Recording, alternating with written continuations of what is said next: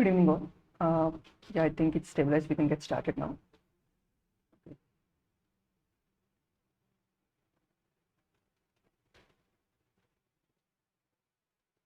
So I'm Durga Prasad. So I will be the TA for this course. So you'll be having 3 live sessions.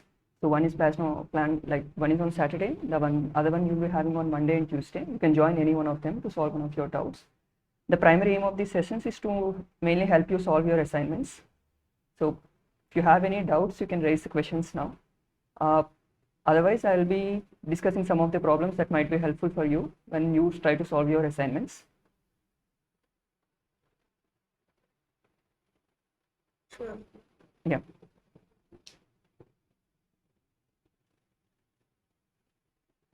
Yeah. You have something to say? These 3 sessions are going to be repeated, or is it like These are primarily doubt solving sessions, so it's not like a repetition or something. All these sessions will be recorded and they will be uploaded on YouTube as well. You will be provided with the links.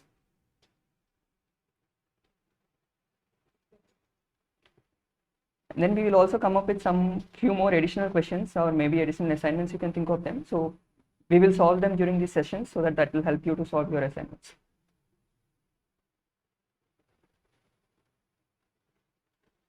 In addition to the assignments that are given in your original course, if you have something else to discuss, you can discuss them here.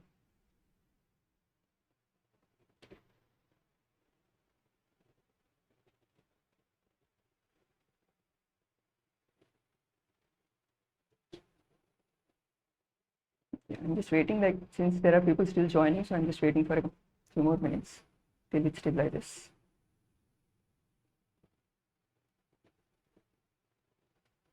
Maybe I can share my screen so you can go through some of the questions and try to solve them in the meantime.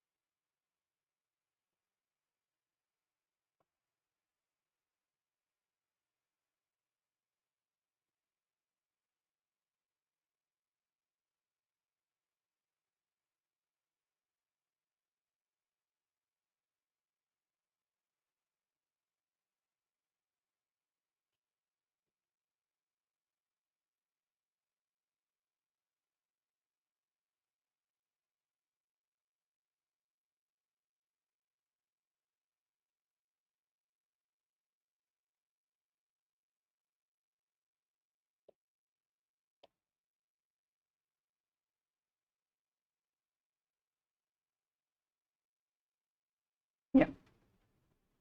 All the classes for the week 1 are essentially focusing on linear algebra. So the questions we'll be discussing are morely on how your data can be represented in terms of matrices and how some of these operations are helpful. It's basically to refresh some of your earlier classes. Like, you might be already familiar with linear algebra. This is more of just a refreshing kind of a session, but in a slightly different view so that you will be aligned with what the course material is going to be in the coming sessions.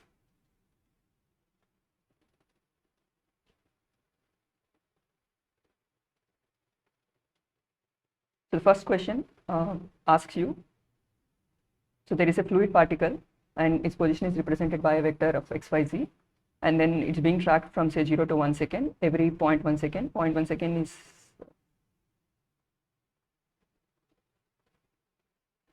okay, the sampling time is around 0.1 second. So if I were to represent this entire thing in a matrix, so what would be the size of the resulting matrix?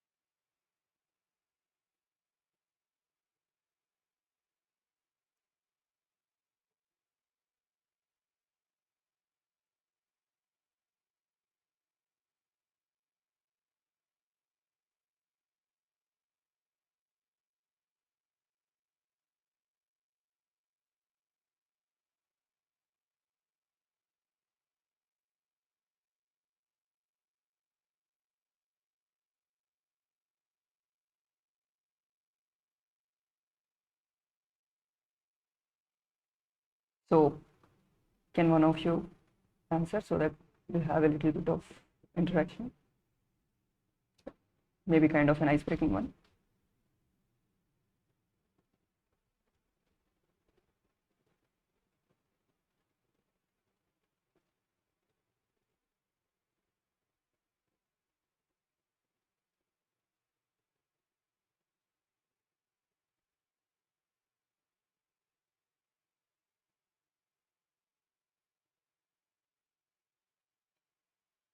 Hope the question is clear.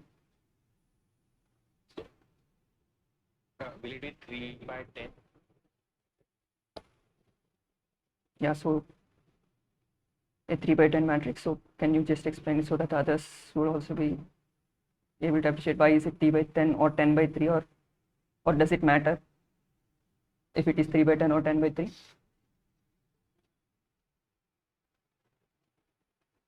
So we are tracking.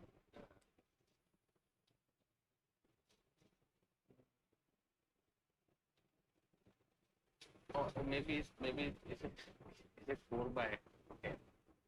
Because we're also tracking want to add the information about time. So what information is going to be added into the matrix? So you are saying, yeah. Yeah. So that time we x, y, and z coordinates. That's the position of the particle. Okay, and similarly at point 1 you will have, say, something like this. Okay, so from this you will have up to 1.0, say y1 z1. So if you store in this particular format, it will be of, say, size 10 by 4. But given that you already know that the difference between two successive values is 0.1 and it is not changing, you essentially don't have to store this all the way. So even the original, like you said initially, you can just stop with the 10 by 3 matrix itself. Even that would be sufficient. Now the next question is asking you, say if it is initially at rest, how do you calculate the velocity of the particle? So if these are my initial positions, say if I denote this matrix with, say, x,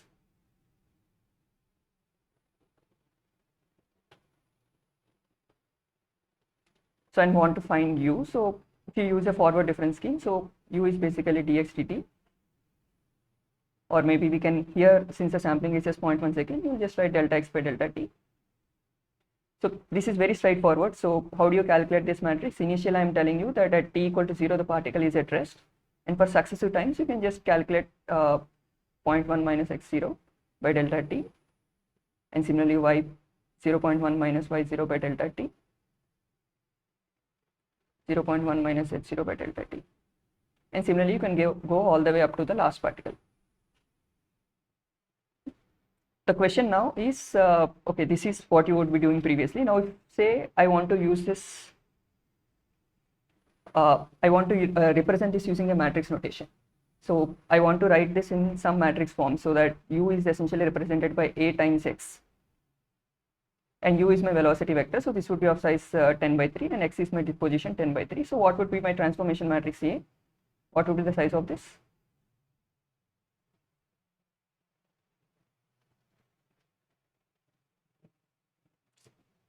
This you might be already like just kind of a refreshing one. So this will be a 10 by 10 matrix. So if I were to make this matrix, what would be the elements of my matrix A? So I know it is a 10 by 10 matrix. So what would be the elements here?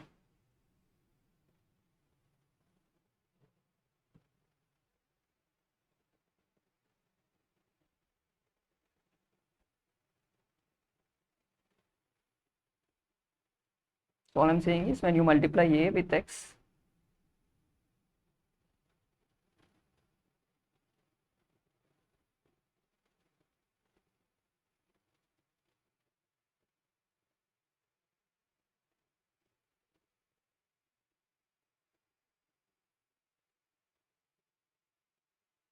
you should be getting your velocity vector.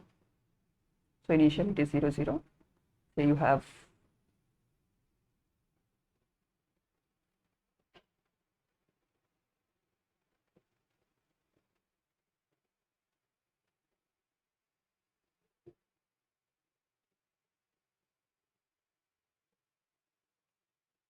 So what should be the elements here?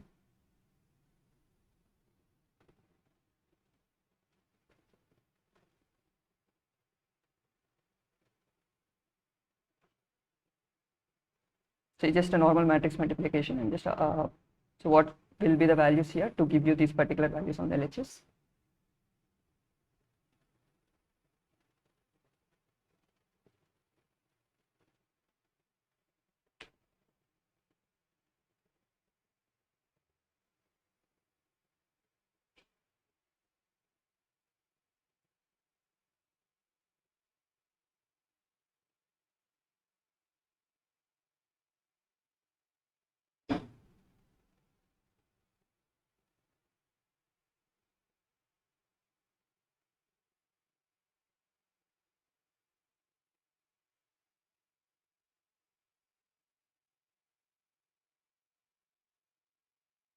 So it's like, so yes thing, so you have zeros here, so whatever be your elements here, the first rows, all of them should be zeros. And for the second one, which has say minus x0, so you should have a -1 here. For x.1, you need to have a +1, and remaining everything will be 0.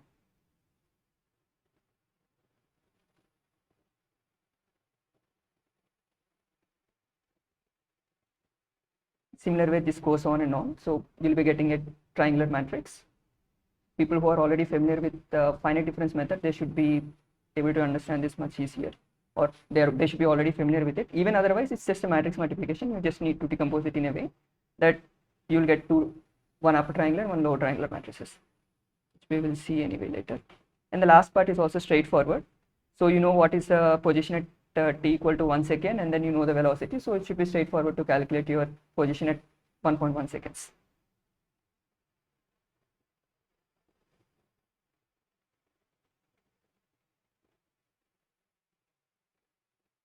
The second question is about your norms.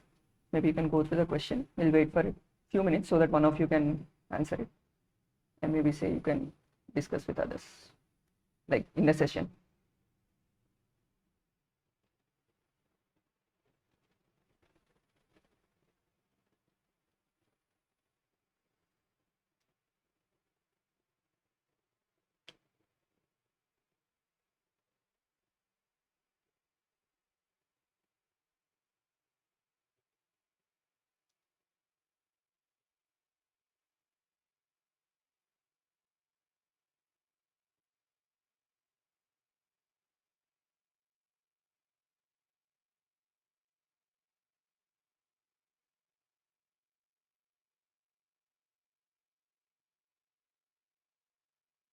So the question is clear, right? So basically you are having, say you have an IPL match, and then each batsman, you are representing the scores of the particular person in a vector where each dimension corresponds to each individual match. So say if A is one particular batsman, and this is match 1, 2, 3, 4 and 5. For 5 matches, these are the scores by that particular batsman, and B is another vector that gives the scores for the same matches for a different batsman. So now the question is, my objective is to identify the best batsman out of these two. So how will I go about doing that? You can either take the maximum score and say like is better, or you can just take the total score and see which one of them has more runs is a better one, or you can come up with whatever you want to do. The question now asks you to essentially put this in terms of the norms that you have been discussed in the course. So what is an L1 norm? Say for matrix A, what is L1 norm?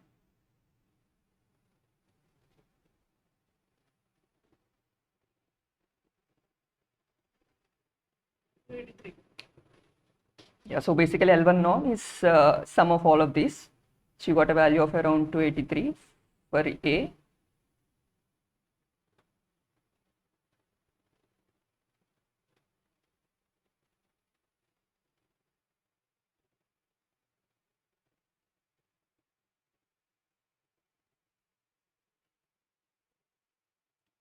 And for matrix B,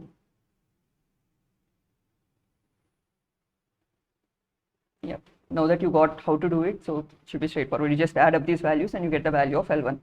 So how much is that value turning out to be? 280.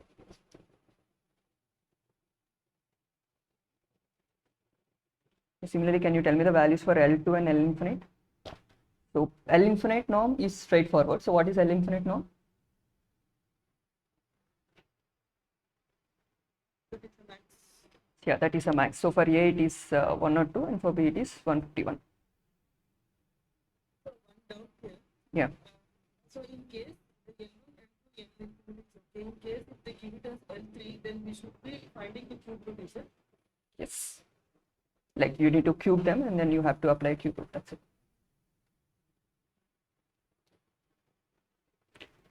Okay. Like now you know like how to do it. The question now is okay. Say okay, L2 is just take a square and then you apply a square root to get some values here. It comes to close around 163 or 168, some value around that. So whatever be the value. Now the question is, now I have L1 norm and L infinite norm. So using these norms, can you tell me which of these batsmen is better? Say if I use L1 norm, A is better. If I use L2 norm, B is better. So which of these norms should I be using? The total score. Okay. If you want only the high scorer, then you can use 2. So basically the point here is it depends on your application. In our particular case, L1. For different cases, it might differ. So depending on your use case, you need to choose which one of them works for you. Okay, we'll go to the next question.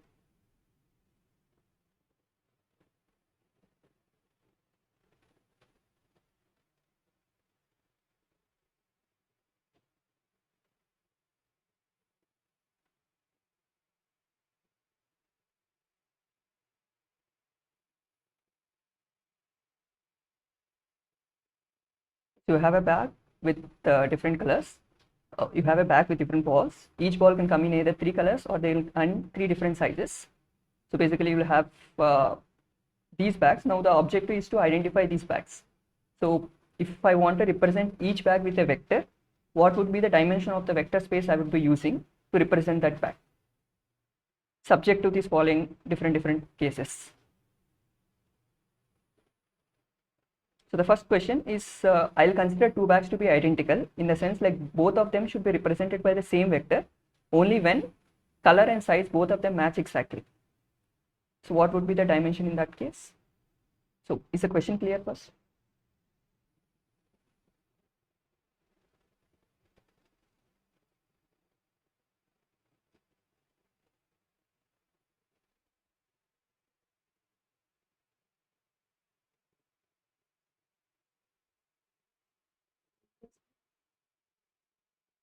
So we'll be using a 3 by 3 or 3 by 3 in the sense we'll be using a tensor, or you could use a vector of dimension 9 by 1. So will that be fine? Or should I be using only this?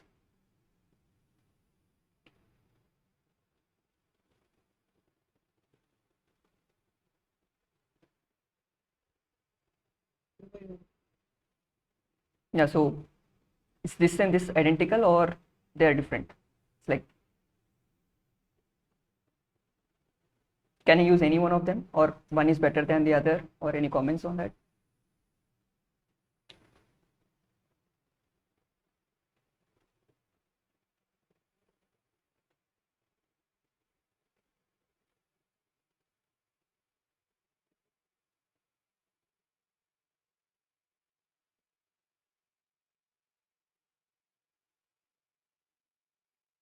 So essentially have 3 colors in 3 sizes. So your small, medium and large. So you're essentially saying it, I can use a 3 by 3 matrix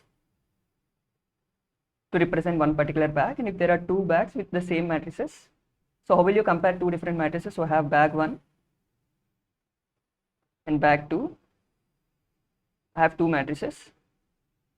So for them to be identical, you will actually compare element by element and say if they are identical or not.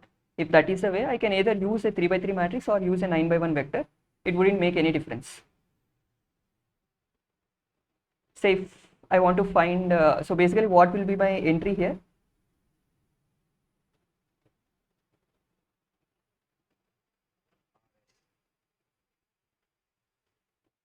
Okay, so you just write RS here. So how will I know it's, say if you have bag, one with, say I know that there are 10 balls and then I have to categorize these 10 balls into different places here. So each entry will essentially be your number of balls of that particular category, right? Yeah. So if, yeah. One for that. Okay. So not for medium and also we can likewise we can Okay, so you are essentially saying we can put 1 if that particular entry is present, and if it is not present, you can put 0 or something. Okay. Okay, we'll have, okay, now we have two answers. So one is like you just put that count of balls of that particular category. The second one you are saying we'll fill with 1 or 0. Okay. So now let's say you have a scenario where you have bag 1 with 10 balls and bag 2 with 12 balls. All of them are being, say, you have 9 balls of RS category and say 1 ball of MR category. And bag 2 you will have 9 RS and 3 MR. So would you consider bag 1, like what will be the matrix for bag 1 using this particular 1-0 concept?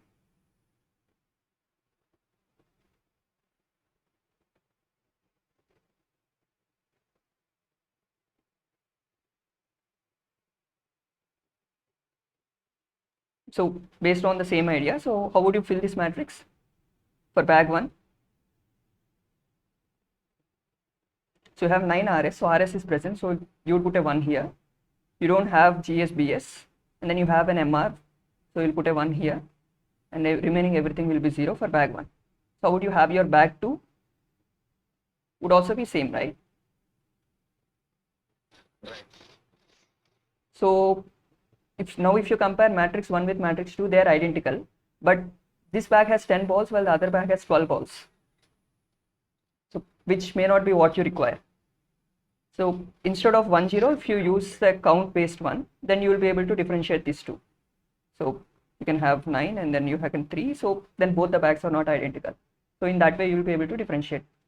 So point is if you have a count, then it will be easier to do that. Now the point again here is instead of using a 3x3, you can use a 9x1 vector and still be able to go with it. Let's go to the next part. So the second part tells you that two bags are identical only when the total number of red balls match exactly. So even if the green balls do not match, we don't care. So even if you have 3 green balls in one bag and 2 green balls in the second bag, I will consider both of them to be equivalent. So if that is a scenario, what will be the vector dimension that you will be using?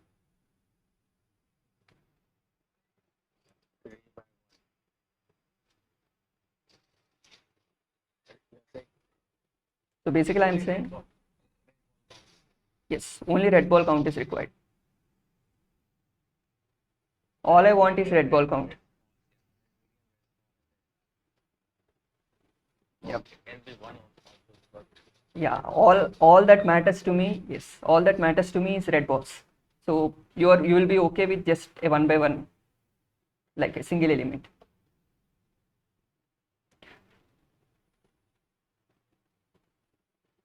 So the next one asks you the similar one. Okay, 1 second. So if you have say 2 green balls, then this particular value, okay, you need to have basically 2 dimensions. So one counts you the total number of red balls and remaining everything else, just to differentiate that you have a 0 here. So even if you have 0, it should be fine. So a 1x1 matrix will be sufficient. So the next one also, the last one is also same. So irrespective of color and size, it should match exactly. So you just need to know how many balls are there. That's it. You don't worry about any of these other dimensions. The last part asks you in a slightly different way. Say now I don't give you the size like small, medium and large. Instead I am telling you like the balls can be of, it can be any real number between 10 centimeter and 20 centimeter. How would you represent that?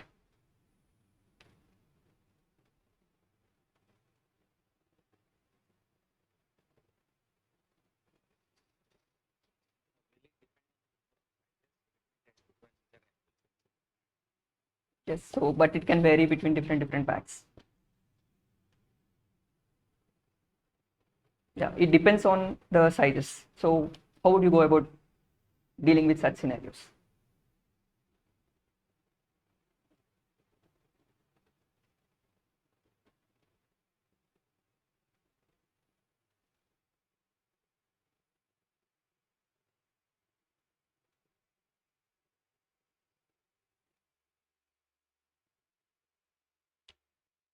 Uh, just to understand, like how many of you are already familiar with machine learning, or is it the first time you are being introduced like to this course, or you're already familiar with the concepts?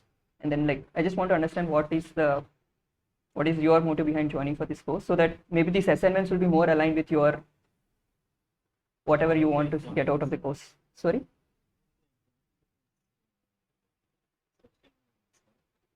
Okay. Already I have gone through the first week videos. Since I'm electrical from the background of electrical engineering, Okay. I have done some courses with this. This seems to be new. But the videos which I watched was somewhat very fun. Since I joined here after 15 minutes, this is also somewhat different. Okay, which assignments you are referring to? The one we are discussing now, or the one in the course? Like there is a week one assignment in the course. The assignments, videos are something it's looking very easy for me. Okay. Like some basic concept only, but the assignment is entirely very tough for me how to work more on this. The week one assignment, right? So you were referring Yes, to the week yes, one yes, assignment. week one assignment. What I don't know what about others. Yeah. I So belong to since I belong to electrical engineering. okay. So if you yeah. From computer science background, so I'm touching all these linear algebra and all these things after 20 years. So, Okay. a week one assignment, I think once we get the concept clearly, I think the videos are very neatly they have explained. But the thing is, it requires a lot of practice, I think. So maybe if we refresh the video again and again, we should be able to solve the assignment. So for example, like the first problem here, what you showed, I couldn't find out how you came with a conclusion of 10 goods. So I was just wondering, so 10 plus 3 is something good. But the second problem was okay because I knew the concept of whatever that was explained in the first video, so I could solve it. So maybe if we familiarize ourselves with the concept, like that's what I felt. But definitely the assignment stuff. In the sense we have to put more effort. Yeah, but if you have faced any Agree, madam. Videos are looking very good and I understand all the concept. Given in the first week videos, all the videos I watched one time and taken notes also. I am familiar with that concept, but in solving the assignments, it is different. In this session also, I joined after 15 minutes. So I think I feel some difficult to follow this. okay. If you have some difficulty, do let me know so that I can adjust the pace accordingly. Yeah. Sorry. Yeah, sure. If it is too much, then it is fine. Yeah, no. The session is mainly, the main objective of the session is to help you with solving your assignments. Like I won't be giving you the answers for assignments, but if you have any difficulty in understanding some of the concepts, I can help you with that. Yes, someone texted something. And before actually finalizing something, so how many of you are already familiar with some of the packages? Like, are you familiar with coding? So you can use Python yourself, or are you new to coding? Because there will be like, if you are new to coding, then it will be slightly different. If you are already familiar with it, then I may be showing some live demo. Like we can have some live sessions where I can go through some of the codes. Sir, but not with Python. MATLAB. Okay. Even Python. Python and MATLAB. Okay. I'm not okay with both because I used extensively C, C++, and Java and those kind of stuff. But okay with programming, but Python and MATLAB. As long as you're familiar with coding, a new language shouldn't make that difficult. Like we wouldn't be actually coding something, we'll be using some other packages. I can understand Python, sir. Yeah, that's the only thing I require from you. So you should be able to understand what the logic is. That's it. That is similar to MATLAB only. Yes. So one question, so whatever the linear algebra, the probability statistics, whatever you guys are teaching in this course, so would that be extensive? I mean, like whatever the concept that has been shown, so is that sufficient or it's beyond that? So that at least we can familiarize. As far as a course is concerned, so that will be sufficient. Like you don't have to go into much deeper of linear algebra. Like otherwise, linear algebra itself is a very different course. So okay, someone posted something. So question number 6. So what is it? So can you discuss question number 6 in assignment 1 week 1? What is the question? Give me a second, I have to just open that.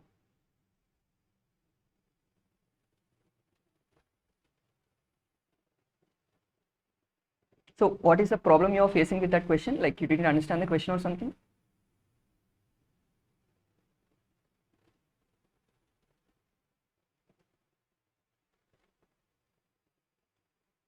So kindly teach some fundamentals first. So then we will be able to follow, because we are all new to this. Okay, then okay, instead of solving the problem, maybe we'll just refresh some of the concepts then. Yes, sir. Then you teach the problem. Okay. Easy for us. Okay, sure. Somewhat it is getting done. When we are then coming to the slightly coming to the problem. Yeah, sure. Yeah, just give me a second. So one of you have asked question like you didn't understand question number 6 in assignment 1. So I'm just sharing my screen.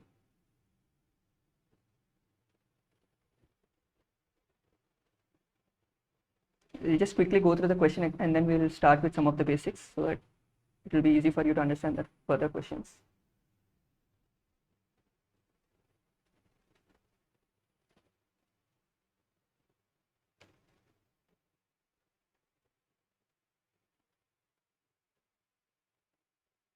Okay, the question tells you that there are two matrices and the dimensions of the matrices are given. Now you have to do these operations sequentially. You have to compute the product of A and B, and C equals to A times B, and then you do transpose of a matrix. Okay, so which of these steps didn't you understand? Like, aren't you familiar with this element-wise product? That I am familiar, sir. Okay. You have to multiply the elements alone. For example, Yes. 1, 1 should be multiplied with 1, 1. 2, Yes. 2 With 2, likewise, 2. Likewise, yes. IJ with IJ. addition. No addition. Yes. 3 by 3 identity matrix. What? And then you add a 3 by 3 matrix C, all of which elements have the value of 2. So the question only asks you about the dimensions of the final matrix. You don't have to do any operation by yourself. All you have to do is just keep track of the dimensions. We'll just do some fundamentals. Yeah, first things first. So what is essentially a matrix or a vector for that sake? You just have some collection of, I'm just explaining in a very layman term. So you just have some collection of numbers, but they are arranged in some definite order so that each position will have certain meaning to it. That's the only way to simply put a definition for a matrix. The example that we were discussing previously, also say you have, you are tracking the position of a particle. So how do you track it?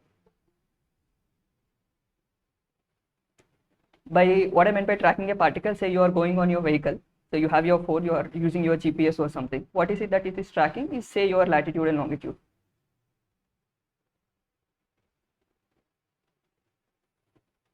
At different time instants. So if I were to log this, say to those of you who are already familiar with Excel or for that matter any table, so how do you put this in a table? So you have T, you have your latitude, longitude, and then maybe you can store this in this particular format. What we are doing is put all of this in one matrix. You don't explicitly store these things, but then you know that each position is specified for one particular value. So whatever comes in this particular column, okay, something happened.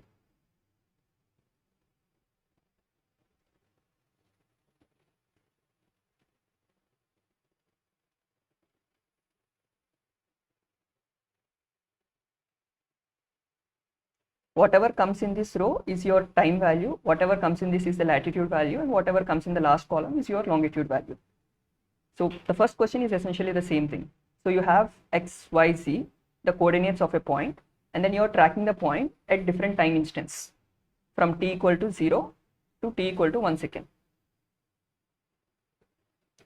So what we are saying is each row there is a constant delta t, so of 0.1 second. So I do not have to explicitly store this. If you are having variable time steps, then you need to store that also in this particular Excel. Since that is not there, all I'm saying is you just put the x, y, x, v, z values. So initially say you are at origin. After 0.1 second, say you move to some particular 0.111, and maybe you move to 222, and so on. Now that you know that you are moving from t equal to 0 to 1 second at a time step of 0.1 second, so how many steps you will be taking? So you have t equal to 0, 0.1, 2, 3, and so on till you have 0.9. So I didn't log the last time step. So how many steps are there here? Yeah. So this is what I meant. So this is how you get the dimension of your matrix. So you have 10 rows and then you have 3 columns, each column denoting one particular position. So this is for your position. Similarly, you can also have a velocity will also be of the same dimensions. So you have 10 rows and 3 columns, each column corresponding to like u, v, and w. So like x velocity, y velocity, and z velocity. And then each row will correspond to different time steps, 0 to 0.9 seconds. Now what we are asking you is say each matrix, like the first things are you have matrix A of size m by n, and say you have another matrix of B of some other size, say L by P. Now I want to do certain operations between these matrices. Say I want to do an addition or a subtraction for that matter, and then we have, so maybe I'll denote this for normal multiplication, and then we have I'll use asterisk for element wise multiplication. So these are some operations that you're already familiar with. So this is possible only when you have m equal to L and n equal to P. And for multiplication to work, you need to have n equal to L.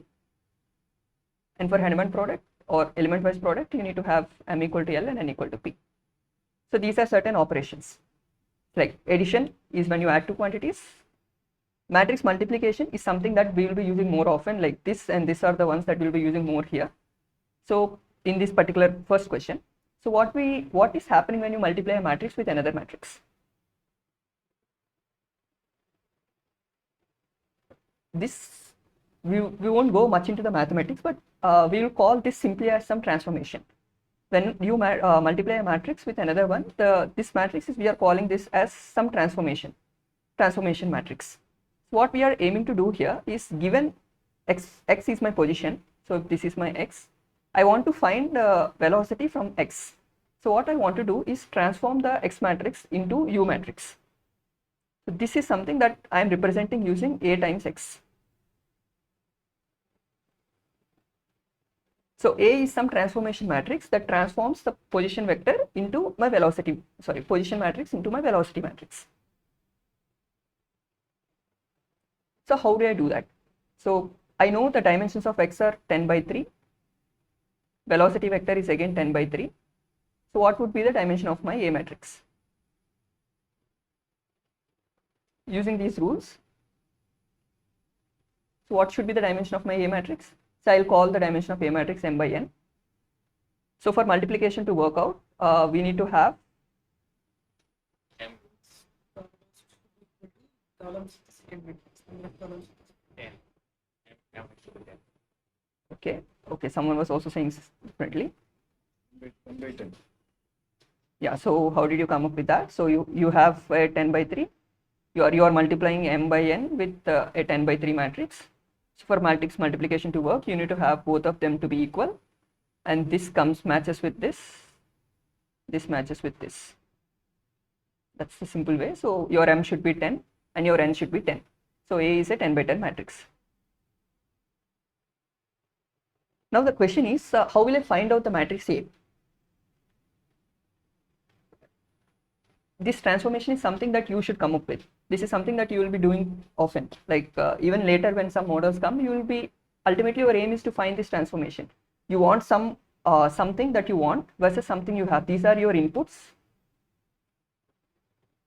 These are your outputs. All you want to do is find some transformation matrix A that will transform my inputs into outputs. It could be anything for that matter. Say,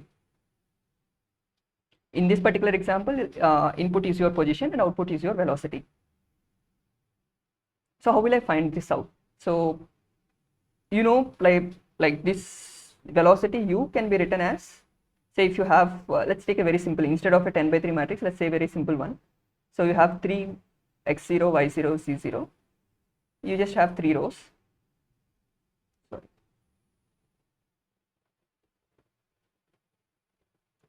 You just have 3 rows.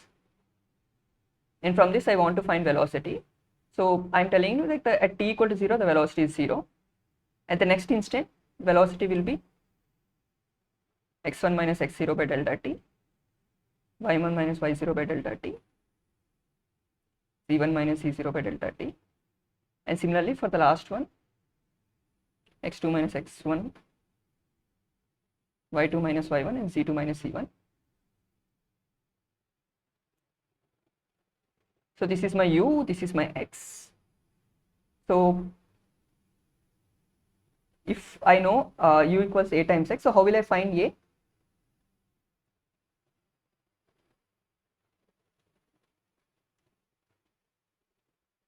To those of you who are already, like if you are more into linear algebra, you can do it in a systematic way. So essentially you multiply both of them with x inverse. It's like you are multiplying, since the matrix multiplication is not commutative, you need to be careful whether you are multiplying on the left or the right hand side. So I'm just multiplying on the right hand side. So u times x inverse will give you a times x times x inverse. X times x inverse is identity. So your a is basically u times x inverse. So you know your u matrix, you know your x matrix. So how do I calculate x inverse?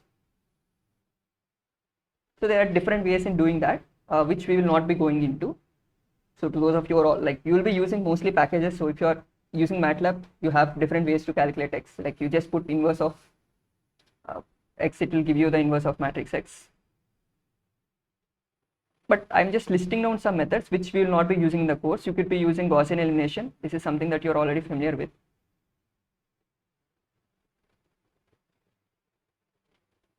Which is not the most efficient way to do. There are other ways as well. So one way is LU decomposition. I'm just stating the names which we will not be using. So I'll not go into much deeper way. I'm just telling them to tell you that Gaussian elimination, the one that we have learned in high school, is not the most efficient way to do it. There are other ways to do that, which are something that are already implemented in your code. So to those of you who are familiar with MATLAB, say if you want to solve a system of equation Ax equal to b, how do you solve it? You write x equals a by b or b by a, how is it? Or you can do it in a reverse way. So you write b by a versus inverse of a times b. You can do both of them, right? Yes. So which one of them will you be using? I think MATLAB shows you directly. When you try to write this in MATLAB, it shows you that this is not the best way to do. It's inefficient. Please use this. It tells you, like it gives you a warning. We'll not go into much details of it. So for now, it should be sufficient for you that you should be using this instead of this. Yeah, now coming back to our original question. So one way is to calculate this x inverse. Now this is a very simple problem, simple case. So we are not actually calculating the inverse. We can just do it by trial and error. So like if you see these elements, from there you will be able to figure out what the matrix should be. So if you were to keep these together, so if this is my U matrix, so how should be my A matrix? So I'm multiplying this with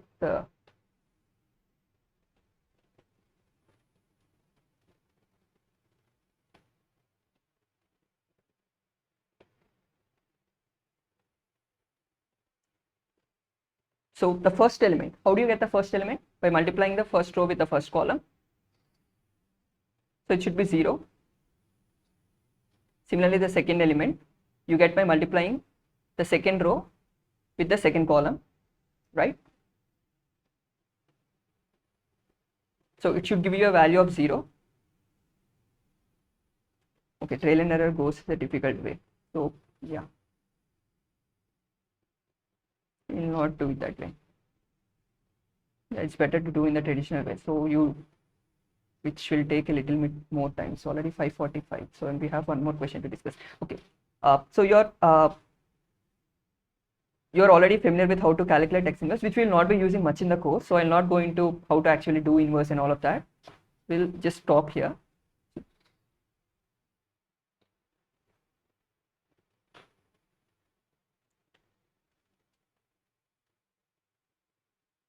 Yeah, the question, so the first part is clear, right?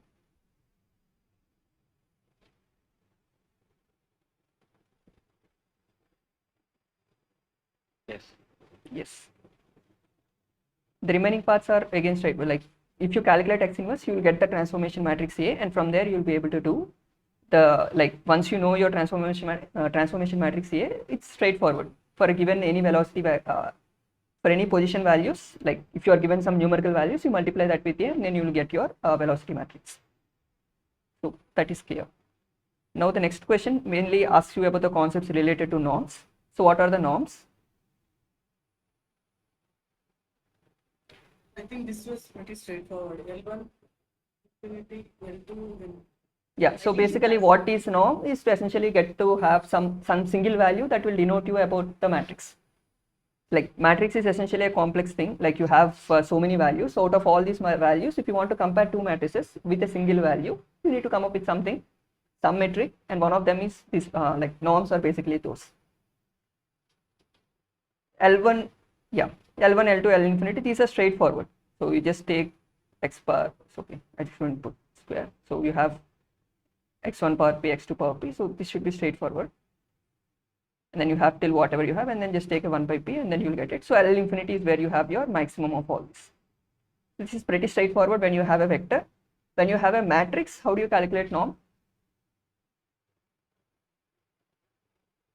the same way, right? We have to make the matrix of a single column.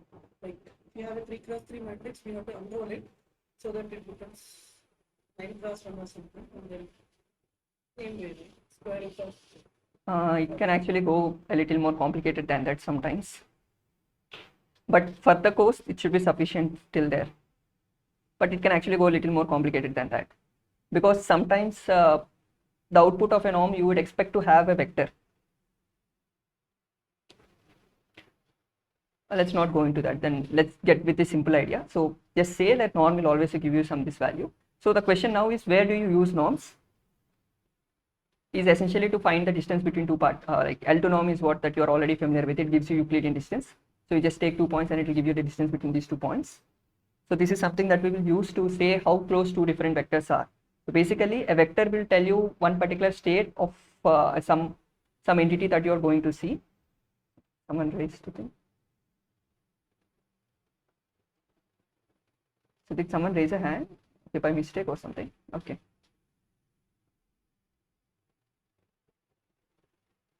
Yeah, so it gives you the distance between two vectors. So it tells you how close two vectors are, which is something that we'll be discussing much later in the course, where you see have clustering. Okay, you are not familiar with the term, so we'll not go into that.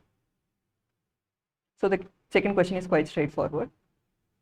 Now coming to the third question is where you try to understand what exactly is a vector, how do you decide what should be the dimension of your vector. This is something that you keep coming up again and again. So even in machine learning, the first thing is you have some input. So what should be the dimension of my input? What are the things that I need to consider is something that you should be able to say. Like the model will not tell you what is the dimension it wants. So depending on your particular application, you need to choose what the dimension is. So as your application change, say like in option A and B, the applications are different. In the first case, yeah. Problem, right? So Like just not confused, like So what would you be aiming for in a probability problem? The second one, the first one is okay. Then the second question says that two bags are identical for total number of balls. Match exactly. So like here you get into what is the probability of the red balls matching exact.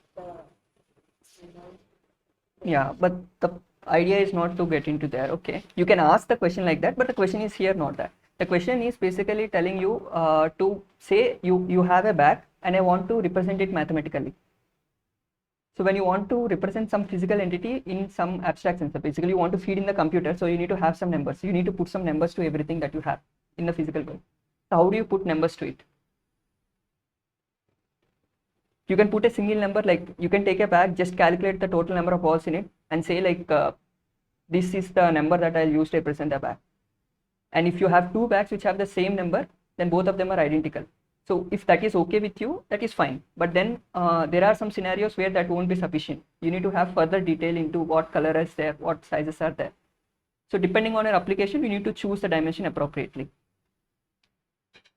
It is only up to that. We'll go into probability maybe in the next week. Next week is essentially the second week lectures are already uploaded, so they are basically more into probability. So that's where we'll deal them. But for now, it's sufficient. Like what should be the dimension I need to consider? That is something that is completely dependent on your application. So you need to be very careful with what your application is and then choose your input vectors. So to those of you who are okay, I just want to understand what is the background. So two of them have told you are from electrical. One of them have texted you from mechanical. So if we take examples from fluids, how many of you will be familiar with them? Only one? Are there any more of them? Like, would you be comfortable with taking some few examples from fluid mechanics? I guess no. Okay. Any other departments? CS, electrical, mechanical, right? CS, okay. EC, okay. Yeah, basically computer science, electrical and mechanical. Okay.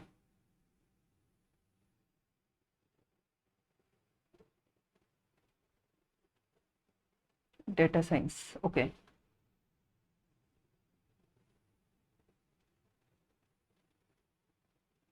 Okay, maybe then I will be taking more examples in a general way instead of a specific engineering application. Or maybe we'll take, okay, MRI scans is already a problem for it, civil, okay. Okay, if you don't find any of these examples to be relevant, let me know that I'll change them in the next week so that you'll be comfortable with the examples, with the problems that we'll be discussing. but for the final thing, I think will it be specific to the branches or No, it wouldn't be specific to branches. No, I just wanted to know, so like if you're already from a specific branch, we'll take examples only from that branch so that it will be more relevant for you. Like it will be easier to understand. But I think it's better we discuss all these things also, right? Because Yeah. we need to solve this kind of problems. Maybe we'll take some general example. Like there are some case studies in the course, so maybe then you'll let me know if that is fine or not. Yeah, the second and third parts of this question are straightforward. Now coming to the last part is where we have been discussing, like we have stopped in the last point.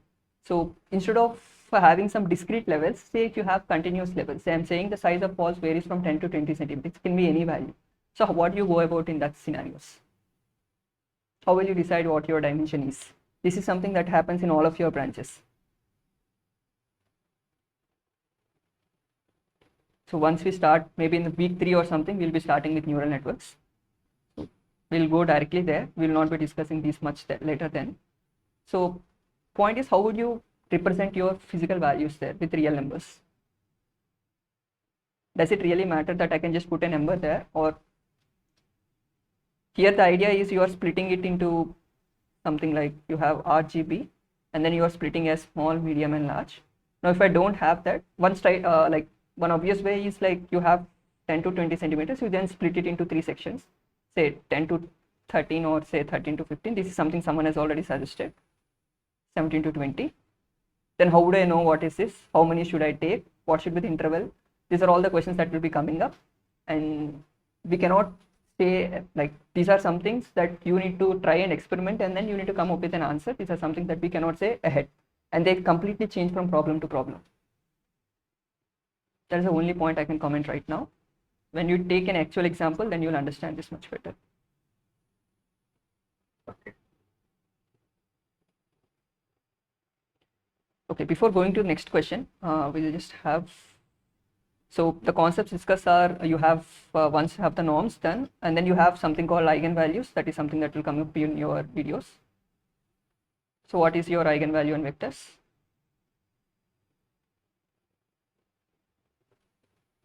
From high school, or say your +2, the definition is quite simple. So you have a vector x and you have some matrix A. When you multiply A with x, all that you want out of this operation is that it should just be scale, lambda times x, where lambda is some scalar, like some, it's not a matrix, it's just a 1 by 1. So what this operation means, so as I told you before, A, when you do a matrix multiplication, all that it means is you are doing applying some transformation to it. So x is a vector. Say if we think it in terms of Cartesian coordinates, say suppose you have a Cartesian coordinate system. So x is some vector, so it's some particular point in space. So you are applying some transformation to it. What is happening after the transformation is that x is just getting scale. So say we have a 2-dimensional system. I'm saying I know a point here that is x. So this is a vector from origin to that. So this is something that is being represented by x. X is a vector. Now what I'm doing is I'm multiplying that with A, which is some transformation, and all I'm saying is after you apply the transformation, this particular x is getting changed to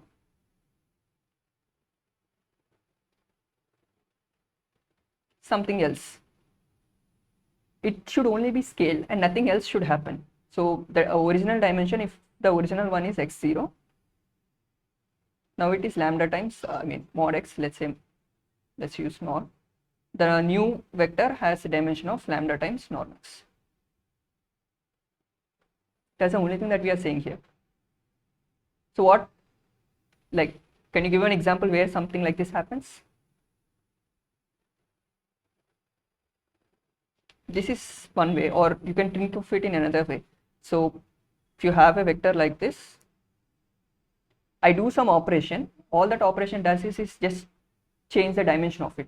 I mean, it just changes the length of the vector and doesn't change anything else. Say, if you one example is that, like the classic example is your rotation matrix. When you apply a rotation, what happens to an object? In that, like if you change your coordinate system, if you rotate your coordinate system, all that happens is your points will be represented by new positions, but then the length of that particular vector will not change.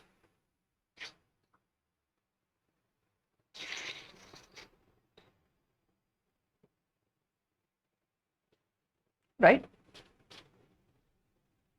So one example for this is your rotation matrices.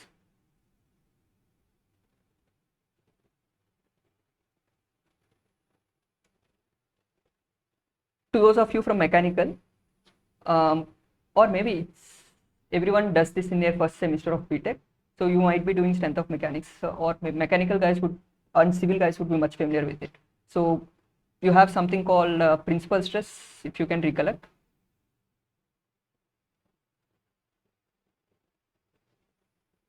So if you recollect, you have something called Mohs circle. So what these concepts are again much similar to this. All you have is some stress tensor, is essentially some matrix. You have some matrix and you need to find some principal values of the stress, which means you need to transform it in such a way that all you have is only the principal components, in the sense like you will only change the dimension, but this is one method which also applies a similar way. What you do in Mohs circle is you try to apply some transformation to the original stress vector, but it does not change any physical meaning of it. All it changes is just scales the values. In Mohs circle, what you do, you will remove the off diagonal components and you will be left with only the diagonal components. People from civil and mechanical can relate to this easily, so maybe we'll have to take some other example. So rotation is something that you can all relate to. Rotation matrix is where you have you change the direction, but it won't change the magnitude of it, where you essentially have lambda equal to 1. when lambda equal to 1, the rotation matrix is an example for that. And there are some other special types of matrices. So maybe I'll just write them so you are already familiar with it. So I have A transpose is basically you interchange the rows and columns. So if A is an m by n matrix, A transpose is an n by m matrix. Now you have some special names for it. What are the uses of the names? Depends on your approach. So if A equals to A transpose, what do you call that? Square matrix. Sorry, someone joined the meeting. You were saying something. Square matrix? Okay, square matrix is one where you have m equal to n. Yes. Yeah. So if A and A transpose are equal, then it will be a square matrix, but there is a special name for it. Identity matrix is one when you have all the diagonal components to be 1 and every off diagonal element should be 0. This is your identity matrix of say 3 by 3.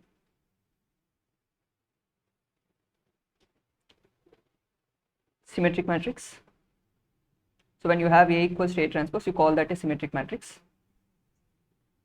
So to those of you who are familiar with stress, or you have a stress is a tensor, you have it's a 3 by 3 matrix, so usually denoted by sigma xx, tau say xy and tau yx, and both of these elements will be equal, and you call that as that is a symmetric matrix.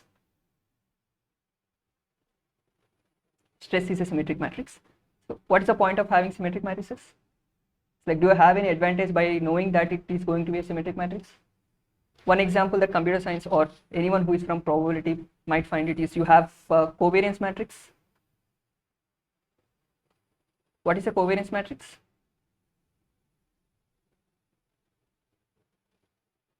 So if you have two quantities x and y, so then you can calculate variance as sigma xx, xy, yx and yy, and it's going to be like all these two values are equal. So when you have a symmetric matrix, what is the advantage I'll be having with that?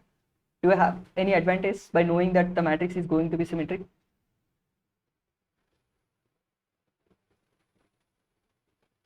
So let me rephrase the question. So you have an original matrix A of size m by n. How many elements does matrix A going to have? Let's just take a square matrix. So I'm just writing m, like just for clarity, it's an m by m matrix. So how many elements will be there in the matrix A? How many entries will be there in matrix A? So you have yes. So you have m rows, and then you are going to have m columns. So you'll be having m square elements.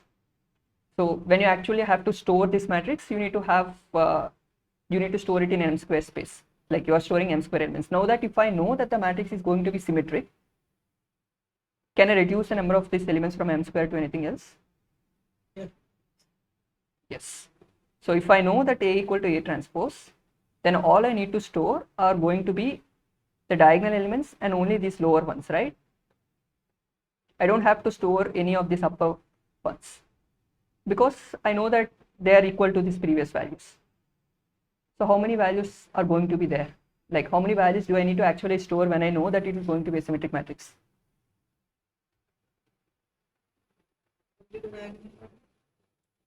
Diagonal values, and what these values also need to be there. So one example is, say I have matrix like this. Then if I say it is a symmetric matrix, then 2 comes here. What comes here? So let's put some other number, 6 and 7. Okay, I already kept a number here. Yeah, so you have 7 coming here and 6 coming here. So how many elements out of these 9 elements, how many do I have to actually know? I need to know these diagonal elements for sure, and then 6. Yes, 3 more. So instead of for a 3 by 3 matrix, from 9 it got reduced to 6. So if I just know the 6 elements, I'll be able to reconstruct the matrix. So I don't have to store all the 9 elements.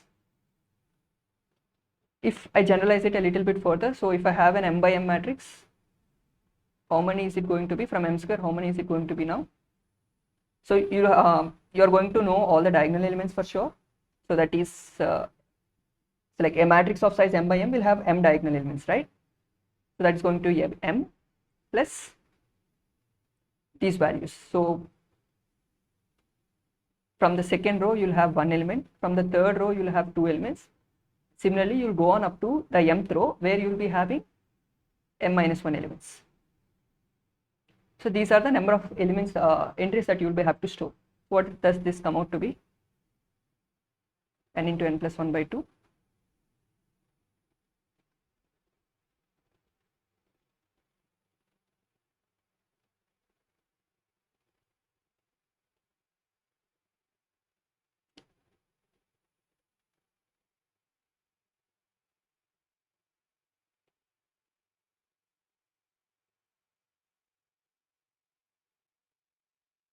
So from m square, now the number of elements have reduced to m into m plus 1 by 2. Now when you have A equal to A transpose, you call it symmetric. In a likewise way, when A equals minus A transpose, you call it a skew symmetric matrix. Any example of skew symmetric matrix that you are already familiar with? Classic example are rotation matrices.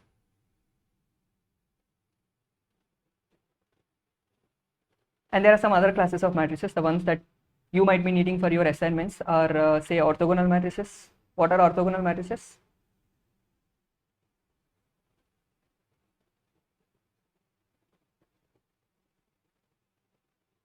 Yeah, okay, maybe before going to orthogonal matrix, maybe I should ask you, say you have two vectors and so you know how to call them orthogonal, like if two vectors are orthogonal or not, how will you do that?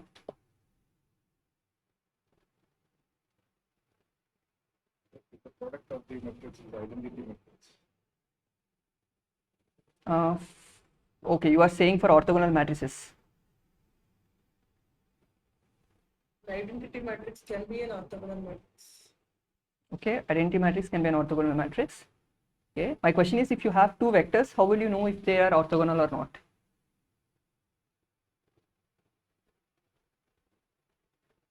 If you have two vectors, yeah, dot product. Yes, you do dot product, and if it is 0, you call it as orthogonal. In a similar way, when you extend the concept to matrix, so you have a matrix A, and then you won't multiply it with the same matrix, you multiply it with A transpose. So what am I trying to do here? So when you have A, say you have X, Y, C, and then when you do A transpose, okay, maybe I should give you a full matrix. A transpose equal to 1. So, Yes, equal to I. Basically, all your diagonal elements will be 1 and off diagonals should be 0. So what this means is whenever you are doing in the same direction, you should get a 1. That is when you are basically when they are parallel, you should have a 1 if when you do the dot product. And when you do the cross any off diagonal elements, that is for different elements, you should get like they are at 90 degrees. So the dot product will essentially give you 0. So that is what this means. So these are your orthogonal matrices. And then you have orthonormal property where the sum along one particular column should be equal to 1. Like basically you normalize them, normalize the column so that the elements here come out to be 1. Normalize in the sense square root of 1 square plus 0 square should be equal to 1. One classic example for these kind of matrices is again your rotation matrices. Your rotation matrices are orthogonal. In the sense, I mean, they are normalized. So you take your normal example, say cos theta minus sin theta, 0. Sin, I'm just writing C for cos and S for sin. So this is a 2D rotation matrix in xy plane. So if you apply a transpose for it, or does the minus come the other way, 0.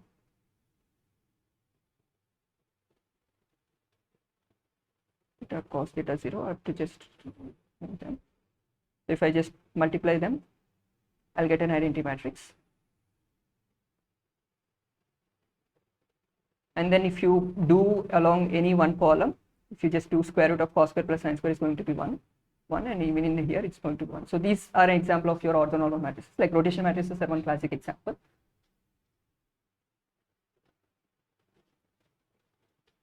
These are some special matrices that will be useful for your assignments. And then after the matrices, now previously we were discussing on eigenvalues, and then what do we have left? Yeah, we have determinants.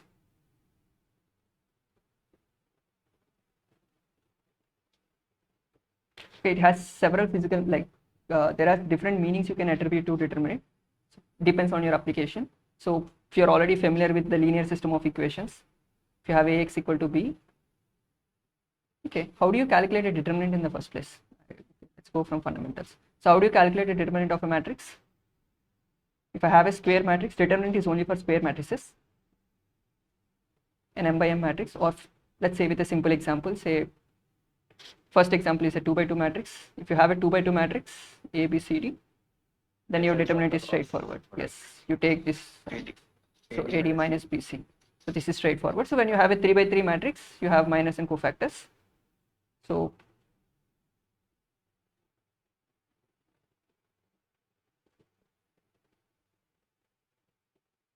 you won't be calculating any determinants by your hand or something, like it's not that kind of course. So now you have all the tools, so you just put det of something and you'll get it in MATLAB. Even in Python, you'll be able to do that. So I'm not going into details of how to do it. Just a few points are, okay, is determinant going to be a vector? No, determinant is always a scalar. So this is the only one point I want to say. You know how to calculate determinant. So you just take the one element, calculate determinant of this, and then minus a12, or basically you just calculate an adjoint matrix, and then from there you calculate your minus and cofactors. Don't worry if you don't know the terms. You don't have to calculate it yourself. You know what it is. The most important point here is when det A equal to 0, you call that matrix as Invert. So if the determinant is 0, the matrix is called a singular matrix. Yeah, and the matrix is not invertible. So what do you mean by not invertible? Basically, A inverse does not exist.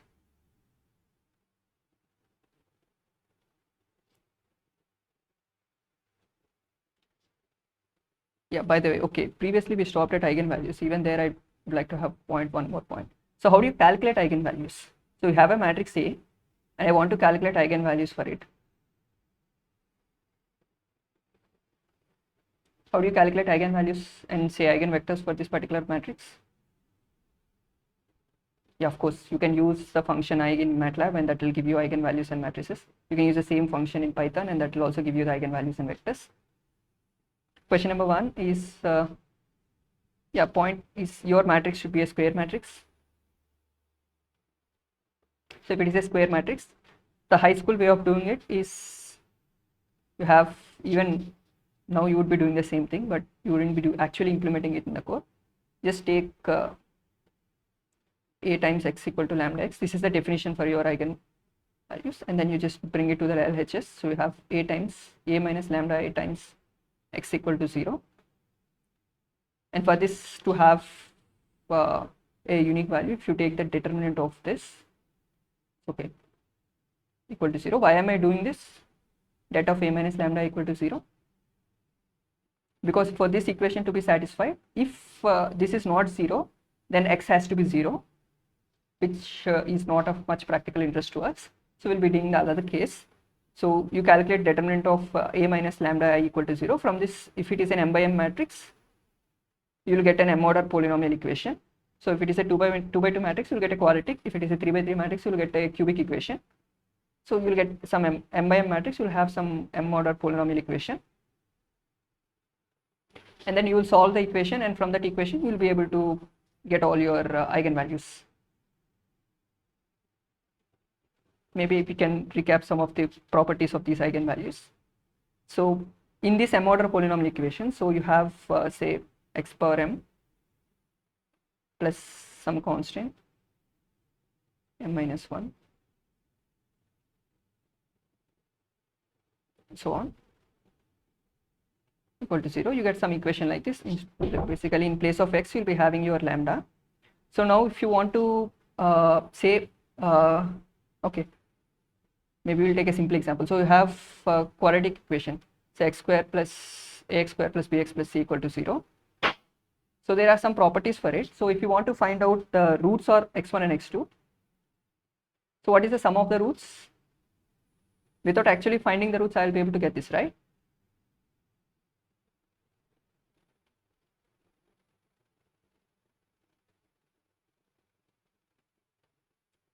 if you can recap from your high school. So do you have to actually find the roots of this to actually find out this sum of these roots?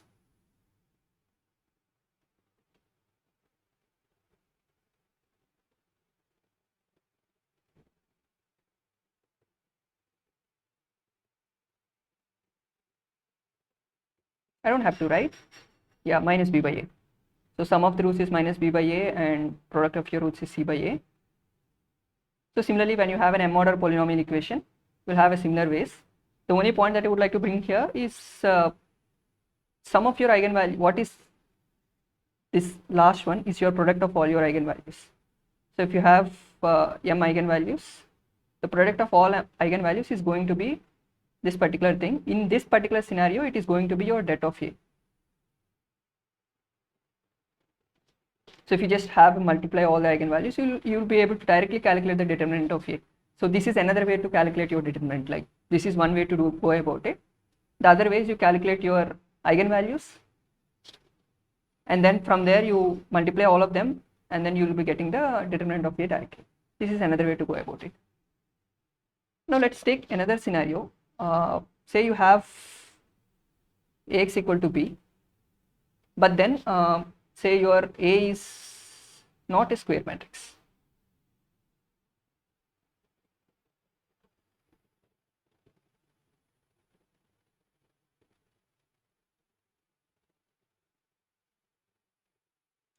So if I know B and A, will I be able to calculate X?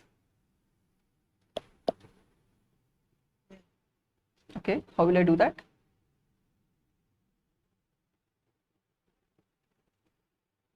A inverse X equal to B, A inverse or B by A. Something like this. Yeah, the only problem here is A is not a square matrix. So if A is not a square matrix, so how do you go about calculating the inverse of it? So like A inverse, so how do you calculate A inverse? If you were doing the Cramer's rule, or like you can use a Gaussian elimination and try to do it, but eventually you will be needing det A at some point of time when you calculate. It's like the idea here is you have adjoint matrix, adjoint A, det A times I. So A inverse is going to be your adjoint A transpose. So eventually you will be needing det A. So basically when you are saying that when det A is determinant of A is 0, it is not invertible, it's coming out to this. So this becomes not defined, and then you will be not be able to calculate A inverse. Now if you have a matrix which is not square in the first place, so A is an m by n matrix, it's not a square matrix, then how would you go about calculating the determinant of it? Determinant is only for square matrices. So yeah, MATLAB has a way of doing it. You can use B by A or something, and then it gives you some value. So how is it doing it is something that we'll be discussing maybe in week 4, I guess, week 3 or week 4. This is a if you think of it in terms of solving simultaneous equations. So when you have a system of equations, so you have something like a1x plus b1y equal to c1, and similarly you have so on different equations. So if this is a scenario, what you are having is A matrix is a1 b1, a2 b2, and then xy equals c1 c2. So now what if you have one more equation?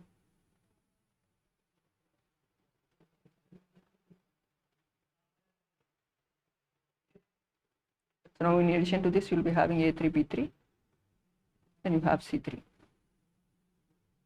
So what this means? You have 3 equations, and then you have 2 unknowns.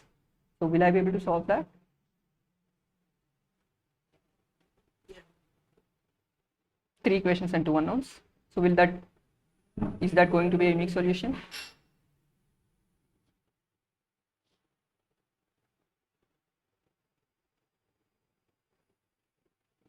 No. Will a solution exist in the first place? Okay, you said yes in the first question. Okay, if solution exists, the question is will it be unique or not? So some of you are okay, one of you has already said it is no. So okay, maybe if I put in a reverse way, so if you have 2 equations and 3 unknowns, This should be straightforward. If I have 2 equations and 3 unknowns, will I be able to solve it? This is a straightforward thing. No solution. If you have just 2 equations and 3 unknowns, you will not be able to solve it. The only problem is if you have more equations but your number of unknowns is less. So this is something that will be coming back again in say week 3 or week 4 when you solve linear regression. I'll leave the discussion here so you can continue it later. So this is something that you are already familiar with. You have something called pseudo inverse.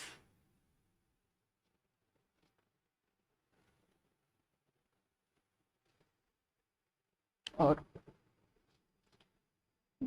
maybe I'll leave the discussion here so that when it comes up, it will be much more relevant to discuss at that point. When you have more equations and less unknowns, you'll still be able to solve it, but not in the traditional way. We'll solve it in a slightly different way. We'll discuss it then. These are the fundamentals. I think these are the things that are discussed even in the sessions. So with this idea, we can go to the last problem where you'll be needing them. Yeah, so maybe you can go through the question once.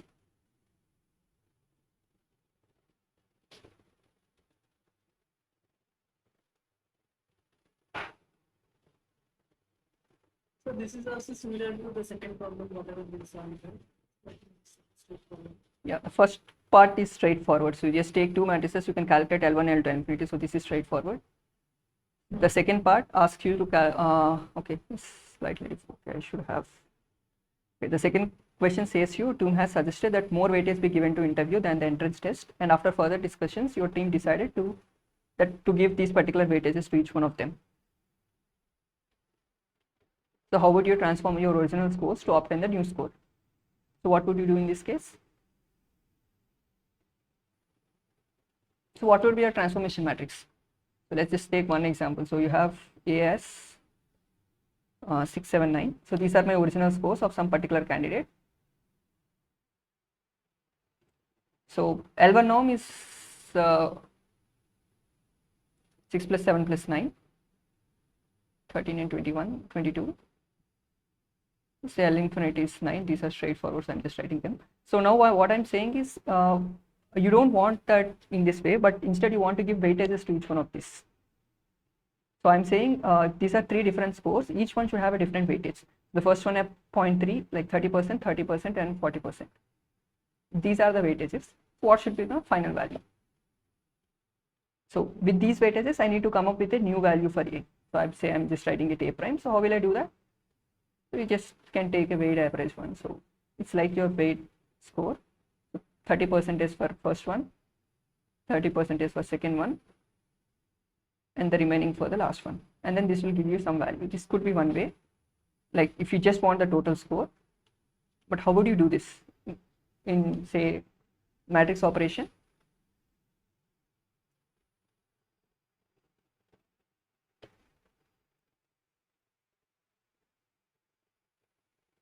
So you just have, it's just a dot product, right? So you just take this vector, do the dot product with your original score, and then you will get the new value. That's it. So that will give you a new score. This is straightforward. The third one is slightly different. So it is saying that the interview has, like it has a panel, basically 3 different members, and each one have different perspectives about how much weightage they have to give for each of these scores. So interviewer 1 has the original one, 0.3, 0.3, 0.4. Interviewer 2 has a different idea, and 3 has a different value. So using this, how would you transform your original score to finally decide the candidate? How would you go about that?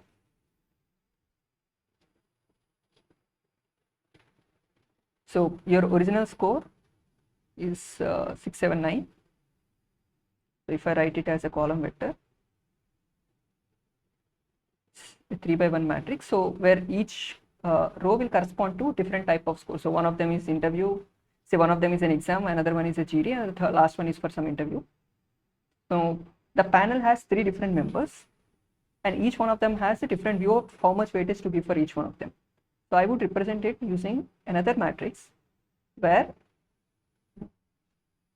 each row will correspond to your interviewer. So along the rows, I'll keep my interviewers, and along the columns, I would keep their weightage for each score, so that your matrix multiplication rule works out. So if there are 3 panel members, it will be 3 by 3 matrix. If there are say 5 panel members, it's going to be 5 by 3 matrix. So this is your number of panel members and this is the weightage they are giving for that particular score. So the weightages are already given, so you just make this matrix.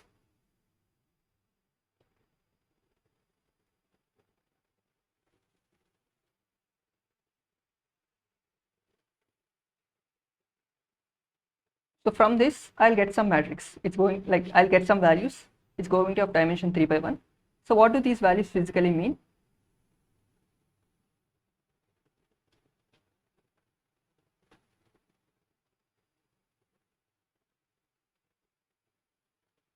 So from part 2, whatever you come up with, so this is essentially your dot product with a particular value. So this is a score that particular individual will have to get depending on based on your whatever the perceived value of interviewer 1 is, right?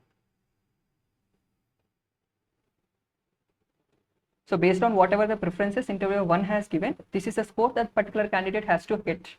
So similar way, this is for, so each row will correspond to, like the first one will correspond to interviewer 1, this is for interviewer 2, and this is for interviewer 3. That clear? Are there any questions or clear, right?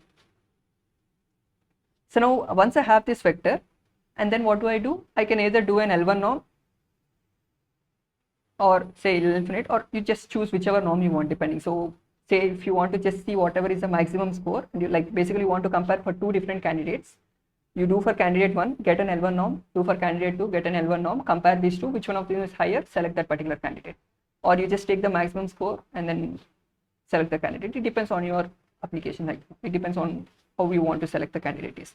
Decision is something else that is where you have to choose as a modeler.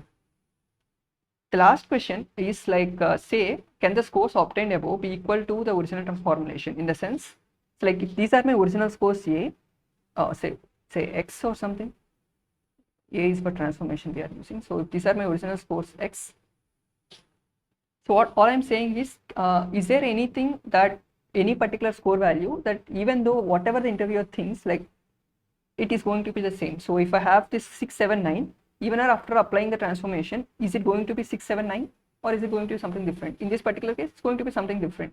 But can there be a particular score that will still give me the same values? So to put it mathematically, what I'm saying is you have X as your input. After applying transformation, can I still get the same value? So even after applying transformation, this is not going to change. It's going to still give me X. So is it possible or not? How will you do that? Yes, I will do. Even if they multiply by Sorry? to multiply by A, to multiply by A inverse. Okay, so X equal to inverse X. Yeah, but the point is, what is X? I don't know X, right?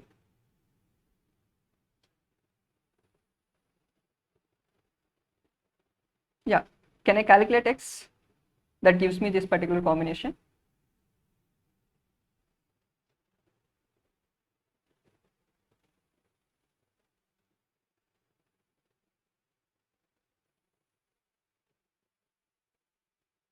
It would be possible if X equal to 0. Okay, so basically the candidate has scored 0 everywhere. Okay, trivial solution, that is what you call a trivial solution.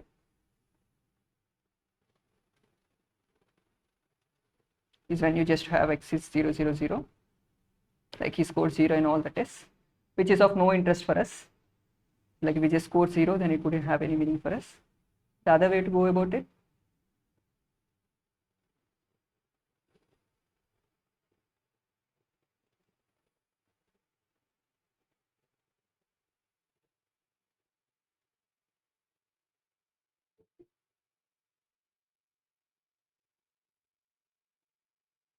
bring X to the left hand side. okay, X minus X multiplied okay. I times X. Identity of X.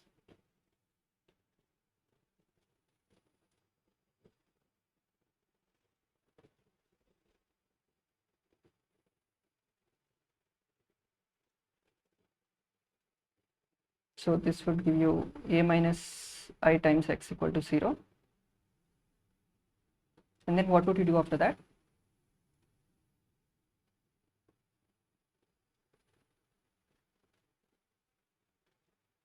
So as I think we have discussed when we are discussing eigenvalue. So when you have a problem of this kind, x equal to 0 is your trivial solution. If you want non-trivial solutions, all you have to do is just make determinant of a minus I to be 0. So if you just do the determinant of this,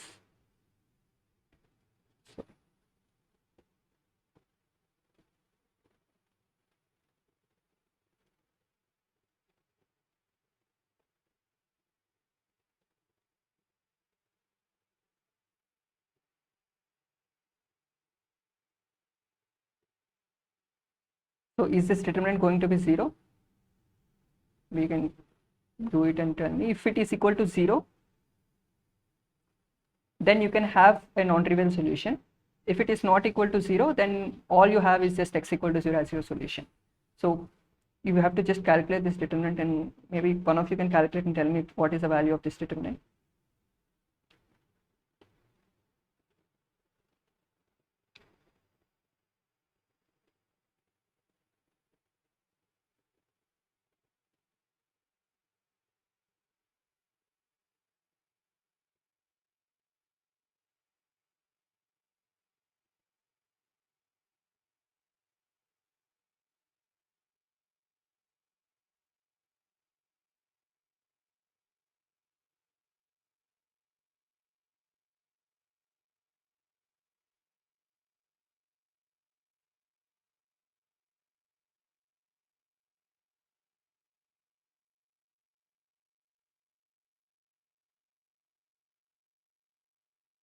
Yeah, you can use any of these tools that you have. You can use MATLAB and just tell me directly. You're already using it. That would make save some time.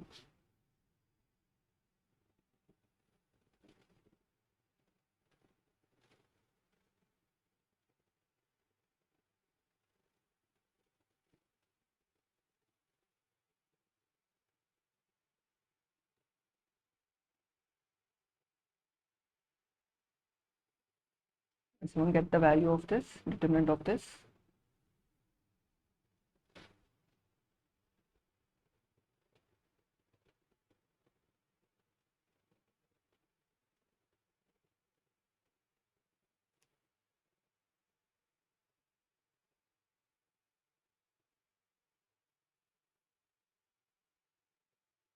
I think it's not going to be 0. Can one of you confirm this? Yeah, maybe you can try it later. So basically the point here is, if it is not equal to 0, then all you are left with is the only solution, trivial solution, x equal to 0. Is that clear, or are there any questions in this? So that is 0.264. So this value is 0.264. Okay. So this particular value is not equal to 0, which means since this particular quantity is not equal to 0, the only option you are left with is x equal to 0, 0, 0, 0. So for your original formulation and the current formulation to be equal, the only way is for the candidate to lose in all the interviews. That's it. Yeah, this is the last question for this week. So yeah, actually reserved last half an hour for, so if you have any doubts or something that we can discuss on them. So are you clear with the assignment 1 questions, or are there any queries in that? So one of you have raised on question 6.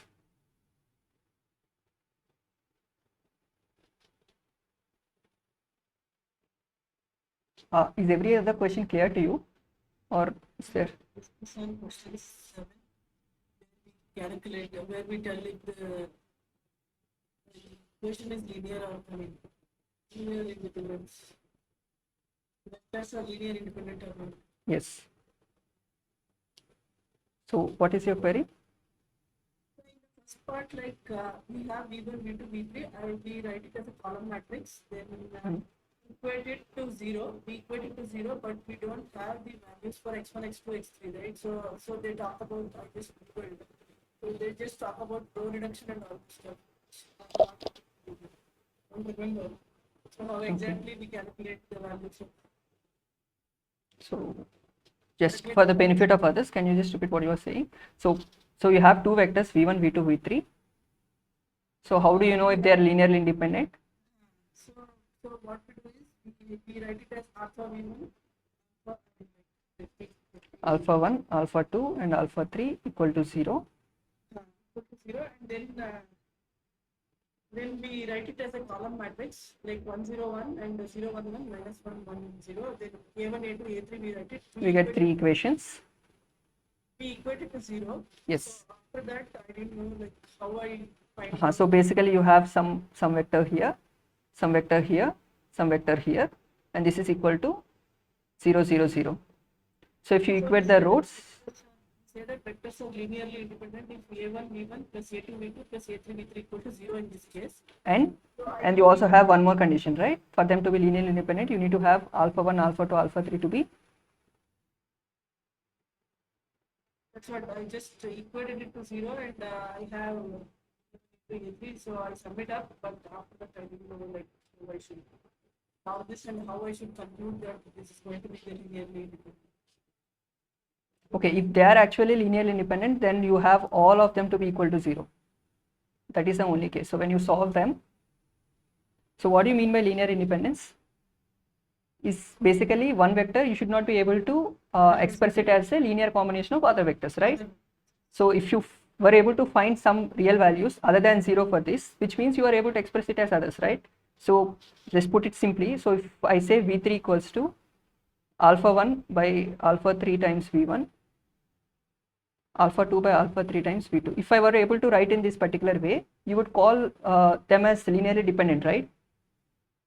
So for them to be linearly independent, the only way is these particular coefficients to be not determined, which will happen only when your alpha 3 equal to 0, right?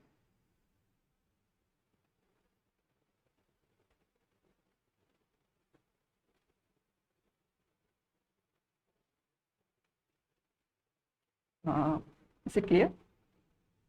No. Yeah. So like, we So have to solve this system of equations, or how do we arrive at? yeah, ideally you would solve this as a system of equations. And then once you solve it as a system of equations, you will get some values for alpha 1, alpha 2 and alpha 3. If you are able to, just as we discussed, so basically this is your system of equations, Ax equal to 0, right? So this is one big matrix which has alpha 1, alpha 2, alpha 3, and then you have x equal to 0. All you want to do is find alpha 1, alpha 2, alpha 3, which will be your x. So x is your alpha 1, alpha 2, alpha 3. A is your column vectors, like basically your v1, v2 and v3. So I'm trying to solve this system of equations. So this 0 is a matrix, so I'll just write 0 0 0 for your understanding.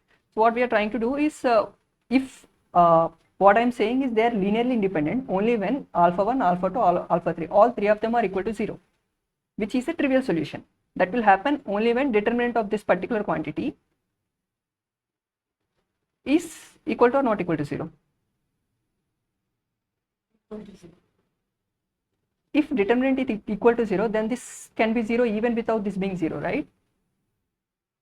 So we have two, just for understanding sake, it's not really. So you have two numbers a and b, the product to be 0, so which means a equal to 0 or b equal to 0, right? So like you can just, right? So if determinant of a is not equal to 0, then the only option you are left with is x being 0. Otherwise, it's not going to be 0 at all, right? So all you have to check is whether the determinant of a is equal to 0 or not equal to 0. Yeah. So now when you see it in a slightly different way, how do you, when you are calculating your, say if you are familiar with Gaussian elimination method or the row echelon form, that is another way of doing this. So you can just calculate the determinant of a and see if it is equal to 0 or not. You can do it in this way, where you can say put one vector as sum of linear combination of other two vectors and see if you are able to calculate these coefficients. If you can find some coefficient, it means they are dependent. If you cannot get these values, it means they are linearly independent.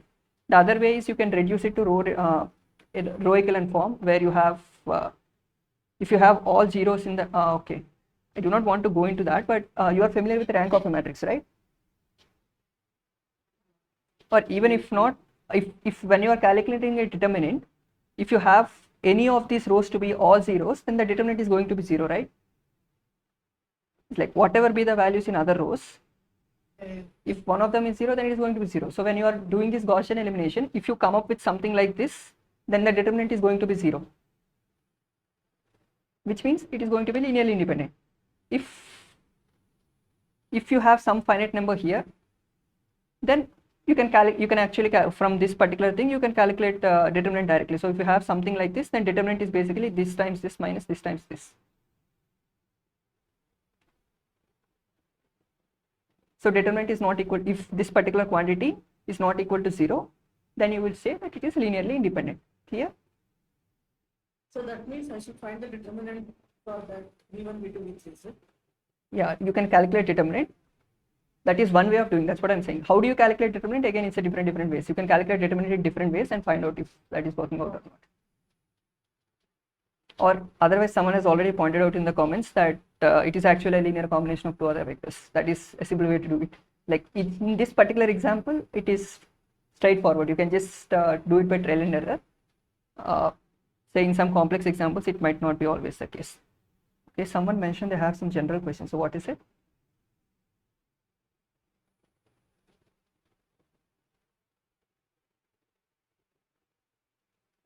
Okay, Ashish.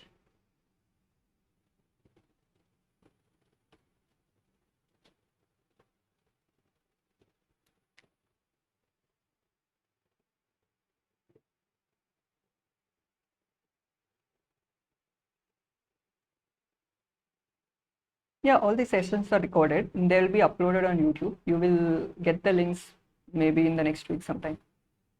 Or maybe, yeah, maybe next week or this week they'll upload the links. You will get a separate link in your course itself. You'll be able to watch them on YouTube later if you're not able to attend the session on this time. And further, there are other sessions also. Like the similar doubt clearing sessions will be arranged on Mondays and Tuesdays. So if you are not available on Saturday, you can attend those sessions. They will be organized by different persons. So like there are 3 different persons who will be organizing these sessions.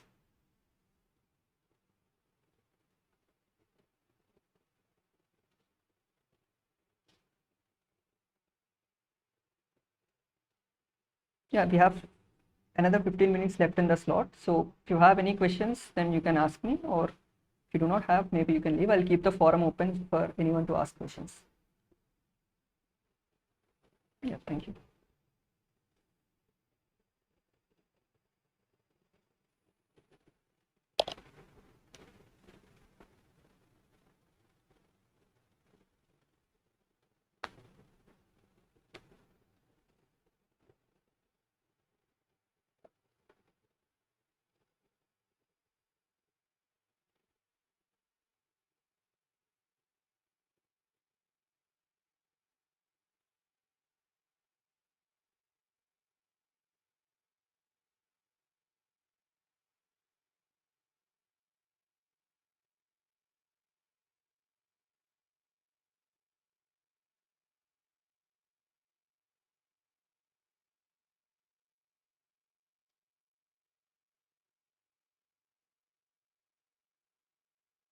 So if you do not have any questions, feel free to leave the session. So to those who have any questions, you can just stay and ask me.